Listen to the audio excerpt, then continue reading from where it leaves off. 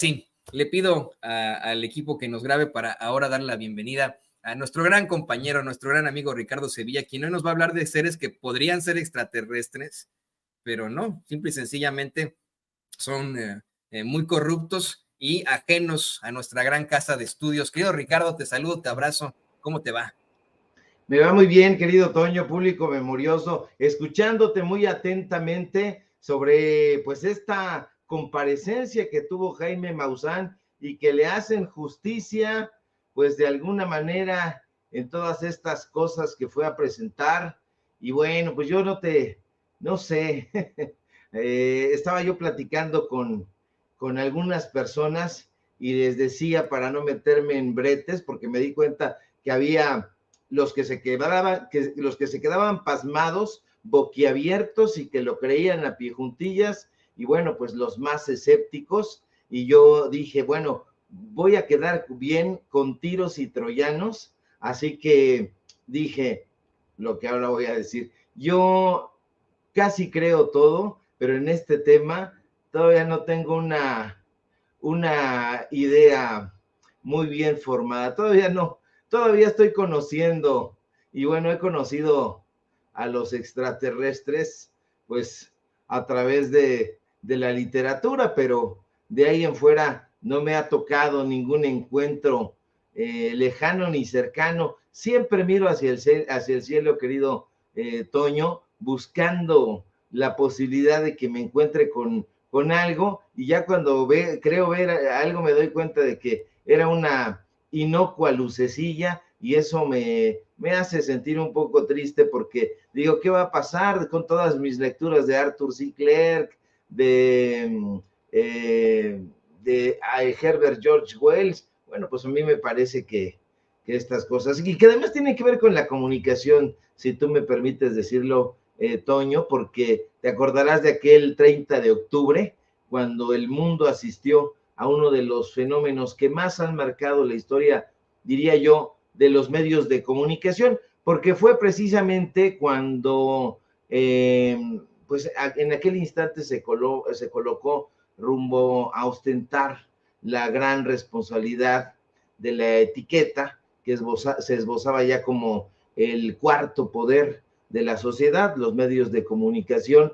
y tuvo que ver con algo similar, con un asunto de extraterrestres, con un asunto literario, porque fue una inocente narración de apenas una hora de duración que puso al mundo, digamos que de cabeza, porque un fenómeno extraordinario que hoy sería muy difícil de imaginar, pero en aquel momento provocó el nerviosismo, el pánico entre miles de personas que salieron despavoridas, pues tuvo que ver con una narración que pues hablaba sobre una invasión de extraterrestres, una invasión de ejércitos alienígenas, y fue 30 de octubre, digamos que la noche ideal para una trastada de ese tipo tú lo sabes muy bien, la noche de Halloween, y pues un pretexto ideal, y bueno, pues lo utilizó muy bien Herbert George Wells.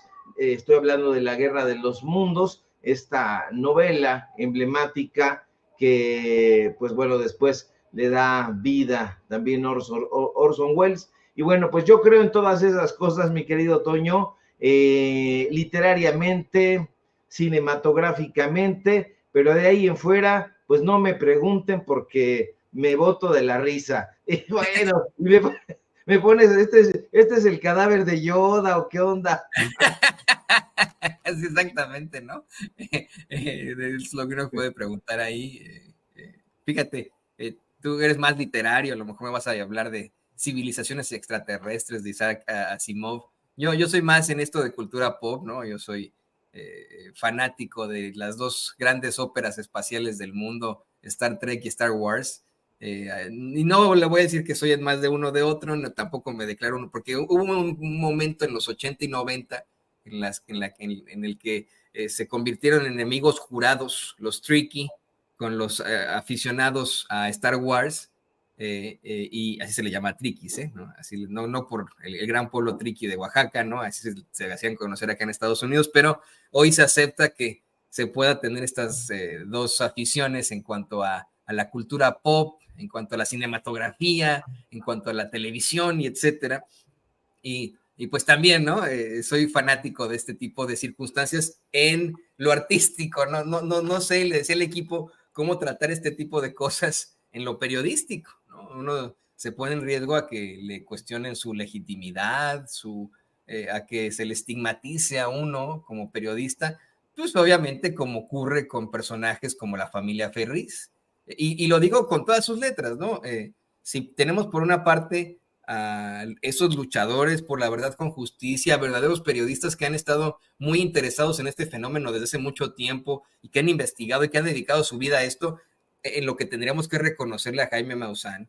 Tenemos que pensar que si una familia se convirtió en muy rica y poderosa, se debió a la afición que tenía Carmen,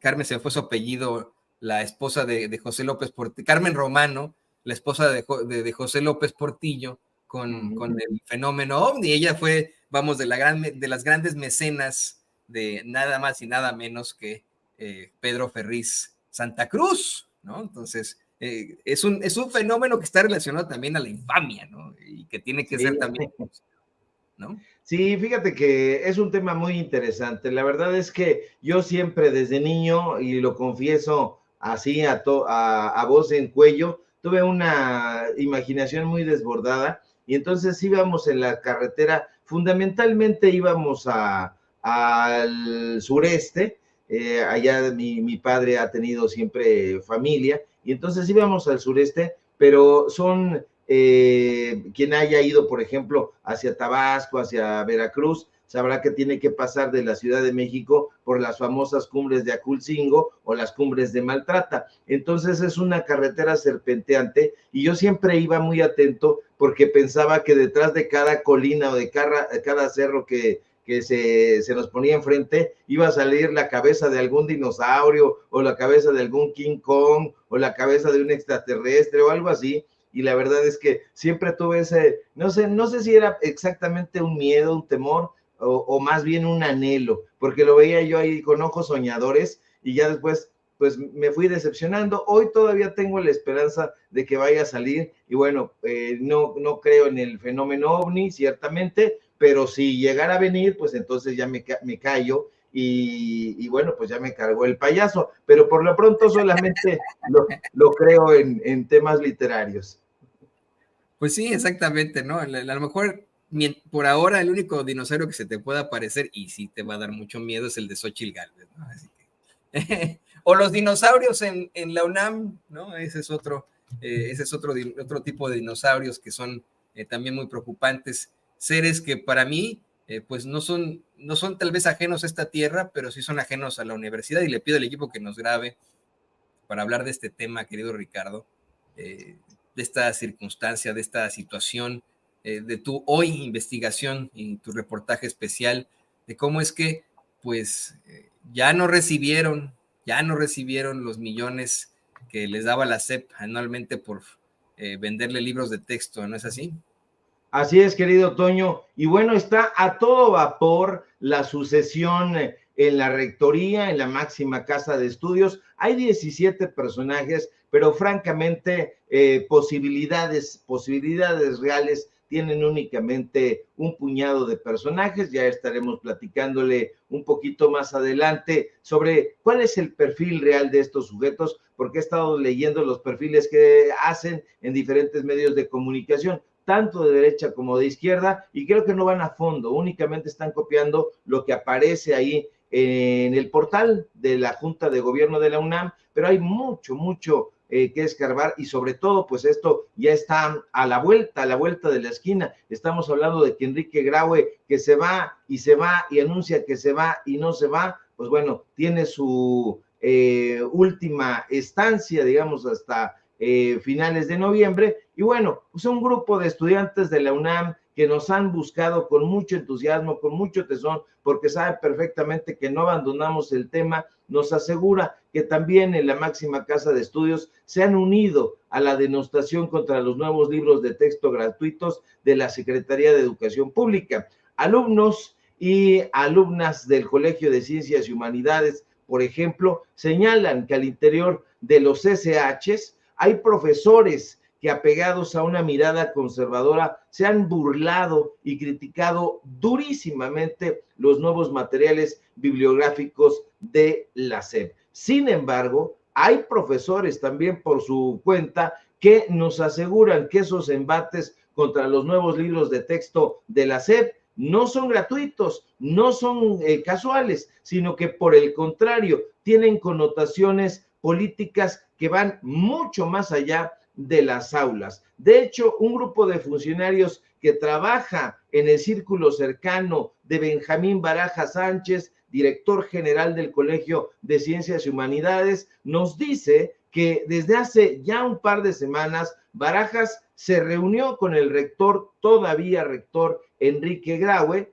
y durante la supuesta reunión de trabajo, porque eso es lo que pretextan, reuniones de trabajo, Barajas Sánchez, que también, por cierto, presume ser escritor, poeta y aforista, habría recibido la orden directa del rector de apoyar la narrativa que en lo sucesivo decidiera impulsar la Dirección General de Publicaciones. Y eso nos llamó mucho la atención. Póngase usted de acuerdo con Socorro Venegas, nos dicen que le habría ordenado Graue a Benjamín Barajas. La Dirección General de Publicaciones y Fomento Editorial de la UNAM, querido Toño, cabe decirlo, está encabezada por la escritora potosina Socorro Venegas, vinculada, tú lo recordarás, y también el público memorioso, a la novelista, polémica novelista Brenda Lozano, quien fue o fuera nombrada por Marcelo Ebrard durante su gestión en la Secretaría de Relaciones Exteriores como agregada cultural de México en España, pese a hacer una crítica irónica y virulenta del presidente López Obrador. Bueno, no prosperó o ya no supimos exactamente qué sucedió ahí porque quedó una nebulosa ahí situación, no supimos nunca, no dio la cara a nadie de la Cancillería, por cierto, y bueno, desde la Dirección General de Publicaciones y la Coordinación de Difusión Cultural de la UNAM, nos dicen, se habría ordenado al director de los SHs que se impusiera a los alumnos una narrativa adversa a la Cuarta Transformación. Y nosotros nos seguimos preguntando en ese punto, ¿y qué intereses podrían existir? Bueno, déjeme contarle, la Coordinación de Difusión Cultural de la UNAM está encabezada por la escritora Rosa Beltrán, una persona vinculada a los grupos de intelectuales de la derecha, quien el año pasado, por cierto, sustituyó en ese puesto al escritor Jorge Volpi, columnista, usted lo deberá recordar, del periódico Reforma y actual director becario del Centro de Estudios Mexicanos de la UNAM, allá en España. Le gusta mucho a Jorge Volpi España y por eso pidió, de acuerdo con nuestras fuentes, que le dieran chance de que se fuera allá a España. Fuentes al interior de la Coordinación de Difusión Cultural de la UNAM sostienen que el interés que Graue y la burocracia dorada tienen es claro y urgente: atacar al gobierno que encabeza el presidente López Obrador, porque por un lado les ha arrebatado negocios jugosísimos y por otra parte porque temen que la 4T se inmiscuya en la sucesión de la rectoría. Cabe mencionar que la Dirección General de Publicaciones y Fomento Editorial de la UNAM, que es un nombre completo, hasta el año pasado solía hacer negocios leoninos, millonarios con la Dirección General de Materiales Educativos, la famosa CONALITEG. A finales del año pasado, de hecho, la UNAM recibió de la CONALITEG 3,797,500 pesos. El pretexto fue impulsar un programa llamado Biblioteca SEP Centenaria Bilingüe 2022, pero fíjate, pagaron esa cantidad de dinero, o sea, estamos hablando de casi 4 millones de pesos y por un texto, en realidad, evidentemente fueron varios textos, pero pagaron esa cantidad por un texto que es realmente básico, es pedestre, es muy elemental, pero curiosamente está trabajado en el Instituto de Investigaciones Filológicas, donde usted sabe perfectamente que tiene su bastión el grupo Letras Libres. Estoy hablando de los escritores Fabio Morábito, de la escritora Fabienne Bradou y del escritor, usted lo conoce muy bien, el racista, el clasista, Guillermo Sheridan Prieto. Y bueno, el libro, por lo demás, está en línea. Tú lo puedes ver, incluso la propia UNAM lo tiene para que lo consultes así. Es una publicación interactiva, es decir, tú puedes hojearla como si se tratara de un libro, y sin embargo, lo vendieron en esa cantidad. O sea, estamos hablando, insisto, de 3,797,500 pesos. Usted sabe que no hablamos por la víscera, sino con datos duros. Usted está viendo ya mismo el contrato y, bueno, los datos duros. Pero eso, desde este año, mi querido Toño, se ha quedado en el pasado. Y se ha quedado en el pasado porque este 2023, con la entrega de nuevos libros de texto gratuitos de la SEP, la UNAM, o mejor dicho, la burocracia dorada de la UNAM, ya no le puede vender a la SEP. Y eso significa, en esencia, que se han quedado sin uno de sus mejores clientes. Y es muy importante decirlo y subrayarlo, querido Toño, porque en las fotografías que nosotros hemos estado viendo, mientras yo le estoy contando esto, nos podemos percatar de los vínculos de amistad que hay entre estos personajes. Ahí está usted viendo a Rosa Beltrán, Enrique Graue, a Jorge Volpi, acá está viendo a Socorro Venegas, a Rosa Beltrán. Vea aquí nada más esta, a ver si usted se puede detener en esta fotografía, querido don David, pero vea, Socorro Venegas, está Lomelí Vanegas, que es el secretario general y que es uno de los aspirantes que tiene pues la confianza de Enrique Graue para que le cuide las espaldas. Al centro está Rosa Beltrán, que es la directora de difusión cultural. Siguiéndolo a un lado, pues está es Alardín, no me acuerdo ahorita del nombre, pero es el director de ciencia y no sé qué. Yo, como ve que no traigo el guión, pues estoy haciendo un viaje en mi memoria y bueno, le voy en un ratito más, le voy a poner en un hilo el nombre de este personaje. Pero estos sujetos son los que hemos estado evidenciando aquí, que son quienes firman esos contratos, contratos millonarios, pero millonarios, de 900 millones de pesos, de 700 millones de pesos, de 300 millones de pesos, y bueno, pues no es el motivo suficiente, yo le pregunto, para que se enojen. Pues les están quitando negocios millonarios. En este caso en particular, pues la Secretaría de Educación Pública le cerró la llave a la Universidad Nacional Autónoma de México. Y fíjate, una de las preguntas con la que cierro o abro pausa para darte la palabra, querido Toño, es justamente, a ver, el presupuesto millonario de la UNAM, que es equivalente a 17 estados de la República Mexicana, no les es suficiente y tienen además estos negocitos al amparo del poder y de las triquiñuelas. Entonces, ¿de cuánto dinero estamos hablando? Si hacemos la suma, fíjate, voy a decir algo delirantemente incómodo. Si hacemos la suma, yo creo que cada alumno de la Universidad Nacional Autónoma de México nos está saliendo más caro que si le pagáramos la carrera en el TEC de Monterrey, en la Universidad Iberoamericana, en cualquier universidad de paga cara, y entonces eso nos hace reflexionar sobre el papel de la Universidad Nacional Autónoma de México y esta supuesta gratuidad que vemos que en estricto sentido no lo tiene, porque la inversión que debería estar haciendo la rectoría pues en abrir nuevos centros, en ampliar la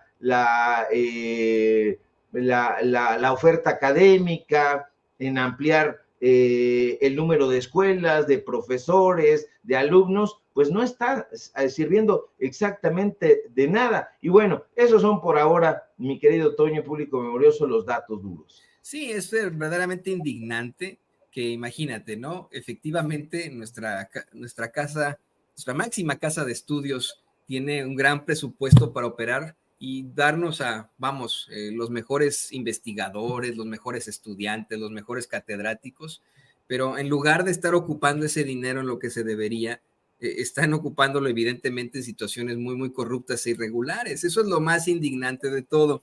Me pone a pensar, querido Ricardo, en cómo es que a lo mejor si se utilizara bien ese presupuesto, pues si bien es cierto no tendríamos una mejor atención para cada estudiante, a lo mejor sí podría ser utilizado para abrir más plazas, lo que tanto se ha exigido, el que los jóvenes no vayan a ese examen, presenten ese examen y que les pidan determinados reactivos para poderse quedar en las principales carreras.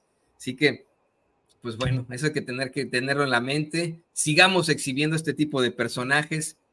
Antes de que te vayas, quiero por favor que platiquemos de este tema. Le voy a pedir al equipo que nos grabe, porque yo sé que tú estás muy compenetrado con esto. No sé si ya viste la portada del Universal.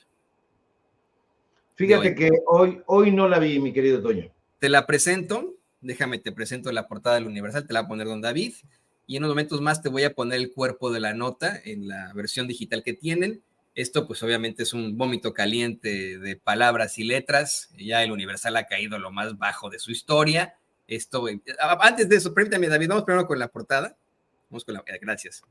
En la primera plana, pues tú como periodista sabes que uno se tiene que poner lo más importante de lo importante, lo más cercano al momento, lo más noticioso, relevante y nuevo que existe. Y es verdaderamente ridículo que ayer haya llegado, pensar que ayer llegó Antonio López y Víctor Gamboa a la redacción del Universal, abrieron las puertas ahí en Avenida Reforma y le dijeron a todos, a ver, paren la prensa, AMLO prepara discurso de fraude ante derrota en 2024, dice Xóchitl Gálvez. Querido Ricardo, este es el posicionamiento de ese infame medio, de ese infame periódico que hoy no sirve ni para envolver papayas. Yo le recomiendo a la gente que en todo caso lo utilicen para que sus perros o sus gatos o la mascota que tenga hagan de sus necesidades, en todo caso, porque fíjate el cuerpo de la nota. Esta es la versión digital de esa nota con la que hoy engalanan, se le puede llamar a engalanan pues vamos, su periódico. Una nota en la que en la foto, querido Ricardo, aparecen pues personajes muy cuestionables que forman parte del cuerpo editorial del Universal. Personajes que son columnistas ahí que han sido exhibidos aquí en Sin Censura. En la foto aseguran que pues están, no lo aseguran, más bien arropan a Xóchitl Gálvez, Salvador García Soto, Valeria Moy, Héctor de Mauleón y Ana Paula Ordorica, junto pues obviamente con el junior Juan Francisco Ili Lanz Duret, el hijo de Ili Ortiz, ¿no? del dueño de ese diario. Y quiero ver si don David le puede hacer un zoom in, querido don David, al pie de foto, porque también es indignante, ¿no? En el pie de foto, a ver si la gente lo puede ver ahí. Y ya, mire, de hecho, ¿sabes qué me estoy dando cuenta? No, sigue por ahí. Quitaron en la foto, en la versión digital, quitaron esta foto como la foto principal, todavía la traen, pero ya no es la foto principal. En el pie de foto dice: Xóchitl Gálvez sostuvo ayer un diálogo con Salvador García Soto, Valeria Moy, Héctor de Mauleón y Ana Paula Ordorica, columnistas de esta casa editorial, así como con Juan Francisco Ili Lanz Duret, vicepresidente ejecutivo y director general del Universal. Foto, Berenice Fregoso. Y fíjate, ya nada más para escucharte a ti, para escuchar tu comentario, este señor, Héctor de Mauleón, que hoy aparece como el oficial palero de Xóchitl Gálvez, se ha referido a los miembros de este equipo, de verdaderos periodistas libres e independientes, el equipo de Sin Censura, como paleros de López Obrador. Ese Héctor de Mauleón incluso en sus columnas nos ha llamado paleros a los verdaderos periodistas que integramos este equipo. Me imagino yo bajo la consigna de que León cree que todos son de su condición, como él sí está acostumbrado al palerismo, a los tratos chayoteriles, cree que si nosotros ejercemos algún tipo de ideología, algún tipo de evidente editorial o incluso ideales, pues estamos haciéndolo respecto a un pago de un chayote, ¿no? Yo lo decía desde muy temprano, Ricardo, no tiene nada de malo que un medio de comunicación o un mismo periodista respalde a un político. Se utiliza mucho acá en Estados Unidos el llamado endorsement. Lo hace el New York Times, lo hace el Washington Post, lo hace Chicago Tribune, vaya, lo hace el Wall Street Journal, candidatos de derecha. Pero no tiene nada de malo siempre y cuando uno sea claro en sus planteamientos. En este caso, ¿cómo podemos esperar que tendremos columnas, pues, ¿cómo decirlo?, imparciales, columnas correctas de parte de alguien como García Soto, que ayer, en un intento desesperado para golpetear al presidente López Obrador, confundió a su esposa con Beatriz Paredes? ¿Cómo podremos tener columnas imparciales de alguien como Ana Paula Ordorica, que como moderadora del debate en el Estado de México se le fue al cuello a la maestra Delfina Gómez? ¿Cómo podremos tener columnas independientes, imparciales de alguien como Héctor de Mauleón, que ha sido señalado con una grave cercanía al gobierno de Felipe Calderón, o bien, pues, de alguien que se ha consagrado como una verdadera odiadora del gobierno de López Obrador, como es Valeria Moy, ¿no? Te escuchamos, querido Ricardo.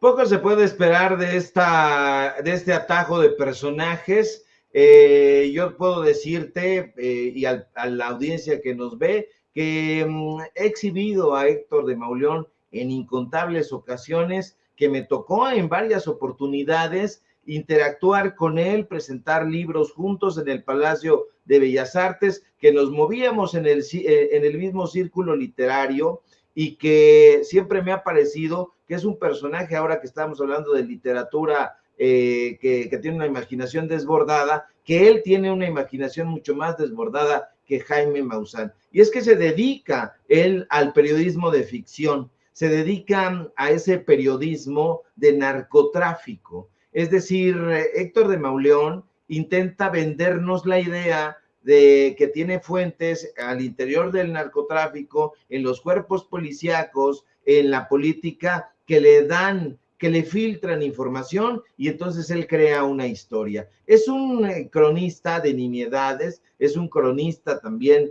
de ficciones. Todo lo que publica en ese pasquín de Eli Ortiz, pues es algo que se ha inventado. Es un periodista de escritorio, no lo vemos en la calle más que para hacer esas cápsulas pedorras de ADN 40, y que se las tiene que aprender de memoria, las tiene que recitar, porque cronista de la ciudad está muy lejos de ser. Que lo pretenda ya es otra cosa. Bueno, Salvador García Soto, que se reunía, como lo dijimos el día de ayer, o lo revelamos, y él lo sabe perfectamente, en el Hotel Presidente ahí en Polanco, para recibir su chayotito, para que le presentaran cabilderos, para que le presentaran políticos, para que pues él fungiera como un defensor de ciertos personajes y de ciertas causas. Es algo muy sabido. Ojalá lo viera Salvador García Soto y te lo podría decir y sostener en tu cara con datos duros, porque eso es lo que nos gusta. Este señor no nos podría decir a nosotros que tenemos contratos con algún tipo de gobierno, y nosotros sí podemos decir, porque lo mostramos, que a través de la editorial Cali Arena, de Héctor Aguilar Camín, del grupo Nexos, este señor recibió cualquier cantidad de dinero junto con Rafael Pérez Gay por venderle libros, esta colección de libros que publican en editorial Cali Arena, y donde, por cierto, publican todos los amigos de Aguilar Camín, todos los amigos de Enrique Krause. Pues son negocios que se mantuvieron y que se siguen manteniendo de los gobiernos. Dice Enrique Krause muy fatuamente que él nunca se ha mantenido de los gobiernos es una mentira del tamaño de una catedral. No es de esa manera, lo sabe él perfectamente, y bueno, pues cada uno de estos sujetos no tienen nada que aportarle al periodismo, son gente muy básica, son personajes muy ramplones que ya deberían de estar en otro lado, y pues evidentemente coincido contigo en esta parte de que los periodistas tienen filias, tienen fobias, le pueden dar su apoyo a un político. Yo creo que al único político que he apoyado en toda mi carrera, sí, en toda mi carrera, se llama Andrés Manuel López Obrador. Lo digo con todas sus letras para que vea este espacio Marco Levario, para que lo guarde y lo difunda, o se espera 5, 10 años, el tiempo que quiera, y diga, es que Ricardo Sevilla en Sin Censura dijo que apoyaba a López Obrador. Por supuesto, yo apoyo al gobierno de López Obrador. Si no lo había notado, pues entonces debe ser un tonto ese sujeto. Dice que soy un farsante de la Cuarta Transformación. No, yo apoyo a un gobierno que me parece que me ha respondido por lo menos en lo individual. No voy de político en político. Usted no me va a ver haciendo la defensa de Xóchitl Gálvez, jamás, como este sujeto lo hace, o la defensa de Ricardo Monreal, ahora que ya lo llamó Claudia Sheinbaum. Una cosa es que lo hayan llamado ahí, y otra cosa es que se le tenga confianza. Yo no apoyo políticos, siempre estoy del lado de la gente, ya se lo digo con todas sus letras. El único político que yo he apoyado en toda mi carrera se llama Andrés Manuel López Obrador, y bueno, de ahí en fuera, siempre del lado de la gente, de las causas populares, del periodismo independiente, que es algo de lo que no pueden presumir estos mequetrefes, mi querido Toño.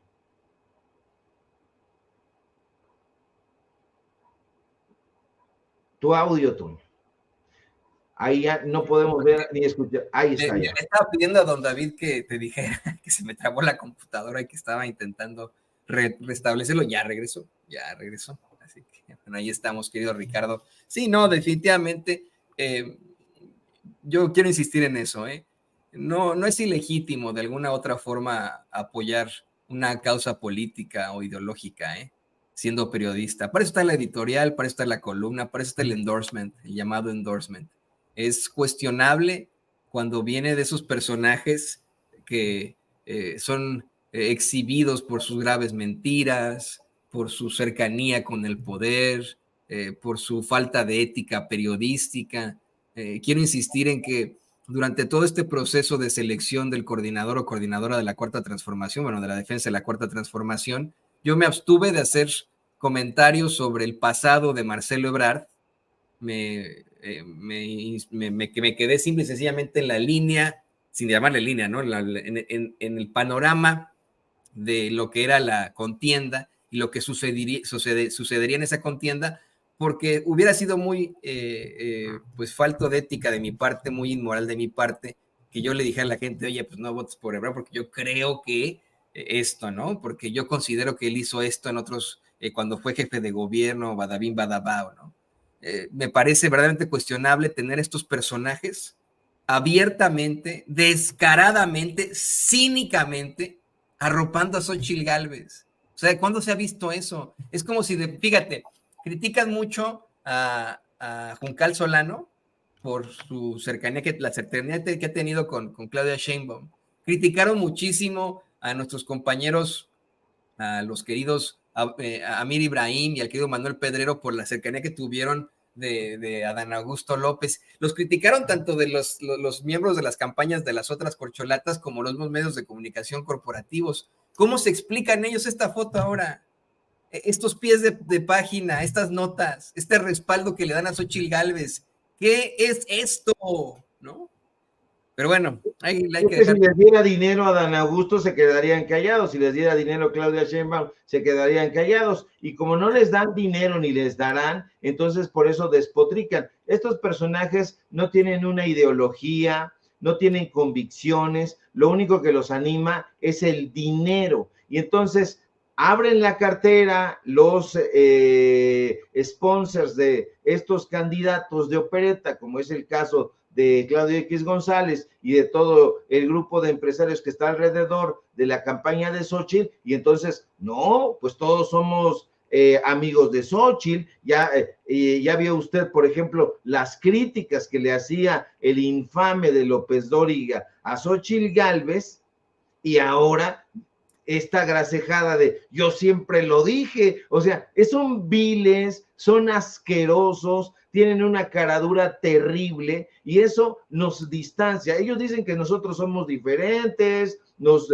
tratan de ver del hombro para abajo, y nos ven de esa manera porque por más que le buscan, no nos encuentran un carajo, no nos encuentran nada, y entonces tienen que acudir a este tipo de denostaciones. Yo no he leído una columna, un reportaje, un artículo sobre mí y sobre mi trabajo que no sea un meme, una vacilada, una caricatura, esto que saca ahora Marco Levario, que se agrega al asunto de Carlos Marín, al asunto de Raimundo Rivapalacio y el tejedor de propaganda, y todas esas bufonadas se quedan ahí nada más, Toño, porque por más que le buscan, por más que le rascan, resulta que yo no tengo compañías, resulta que nadie me da chayote. Quisieran ellos encontrarme algo, así como yo prácticamente todas las semanas les saco un contrato, una orden de pago, una fotografía, algo con lo que se están mordiendo la lengua que declararon, y ya no se acuerdan providencialmente, pero no pueden porque nosotros no tenemos la cola cagada como ellos. Perdónenme el exabrupto. No, se vale el exabrupto, se vale pues este tipo de planteamientos. Efectivamente, están muy, muy sucios estos personajes, y ahí mismo están muy sucios arropando a los sucios, ¿no? Solamente entre ellos se relacionan. Y querido Ricardo, pues me dio mucho gusto poder platicar de este tipo de temas contigo, exhibir a estos que parecen seres de otros planetas, ¿no? Por su aversión a nuestra humanidad, a la humanidad, al mexicano y a la mexicana de pie. Por favor, también compártenos tus redes sociales para que la gente se ponga en contacto contigo y se pongan juntos a observar las estrellas. Claro que sí, mi querido Toño, público memorioso, qué bueno que te acuerdas de lo que conversamos. Sí, me quedaba yo y me sigo quedando viendo las estrellas, me maravillan ciertamente. Sígueme, por favor, para que podamos mirar las estrellas juntos en mis redes sociales, en Twitter, @Sevilla Crítico, en Facebook, Ricardo Sevilla, y nada más. Síganme, por favor, en Paralelo 24, síganme en Los Datos Duros. Hoy tenemos informativo en punto de las 8:30, de las 8:30 de la noche, y por supuesto aquí en la Familia Sin Censura, donde somos orgullosamente miembros, le duela y le arda a quien le arda. Te mando un fuerte abrazo, querido Toño, y estamos pendientes de la información. Ad astra, hacia las estrellas, como dice la locución latina. Ahí lo tiene usted, al queridísimo escritor, periodista, al queridísimo Ricardo Sevilla, aquí en Sin Censura. Y bueno, le pido